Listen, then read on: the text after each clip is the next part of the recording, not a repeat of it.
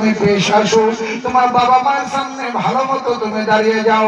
আহাদুকুমা আও কিলাহুমা, দুইজনের মধ্যে যদি তোমার একজন জীবিত থাকে, তার জীবনে যদি তুমি পেয়ে থাকো, হে মা তোমার শ্বশুর নাই শাশুড়ি যদি পেয়ে থাকো, তোমার শাশুড় নাই যদি শ্বশুরকে পেয়ে থাকো, আল্লাহ মাহবুব বলেন আহাদুকুমা আও কিলাহুমা ফালা তাকুল লাহুমা, তুমি তার সাথে মিষ্টি মিষ্টি কথা বলো, ভালোভাবে কথা বলো।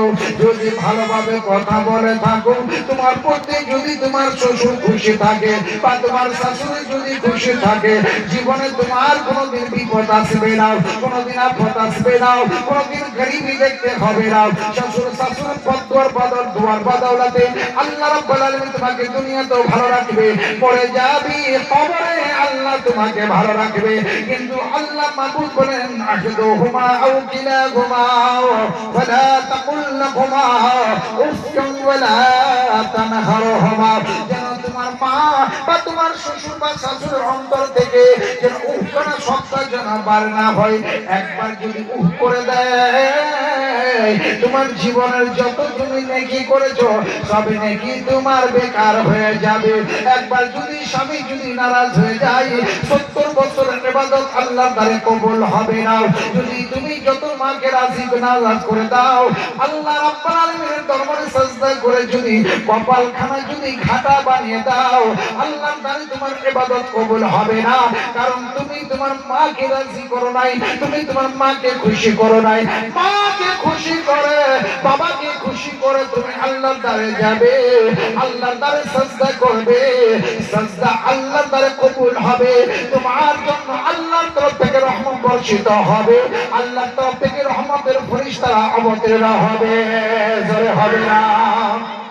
খালি পীর সাহেবের পিছনে ভাগলে হবে না, মাজারে গিয়ে খালি হাজরি দিলে হবে না। আগে দুনিয়াতে থেকে নিজের মা বাবাকে খুশি করে তারপরে বলি দরবারে হাজরি দাও, তোমার হাজরি তোমার যাওয়াটা আল্লাহর দ্বারে কবুল হয়ে যাবে। আসুন আল্লাহ মাহবুব কোরআন পাকে ইরশাদ করেন বিসমিল্লাহির রহমানির রহিম লাকাদ খালাকনাল ইনসানা ফি আহসানি তাকওয়িম, আল্লাহ তোমাকে সুন্দর বানাই দুনিয়ার বুকে পাঠিয়েছে। একবার চিন্তা করে দেখো, মানুষ না বানাই যদি কুকুর বানাতো, আল্লাহ বলে বান্দারে আমি তোমাকে কুকুর বানাই নাই, আমি তোমাকে হাতি বানাই নাই, আমি তোমাকে চিতা বানাই নাই, আমি তোমাকে অন্য কোন জিনিস তৈরি করিনি, আমি তোমাকে ইনসান বানাই দুনিয়ার বুকে পাঠিয়েছি। এটার জন্য যেন দুনিয়াতে যাওয়ার পরে আমার জিকির যেন করো, আমার নবীর সুন্নতের উপরে যেন আমল করতে পারো, যেন তোমরা শরীয়তের উপরে কায়েম থাকতে পারো, আল্লাহকে আল্লাহ আল্লাহ বলে ডাকতে পারো। যদি বান্দা পাপী রে মুমিন, যদি বান্দা পাপী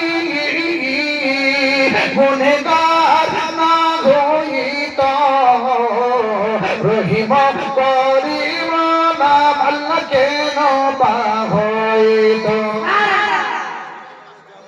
যদি বান্দা পাপী রে মুমিন, যদি বান্দা পাপী গুনাহগার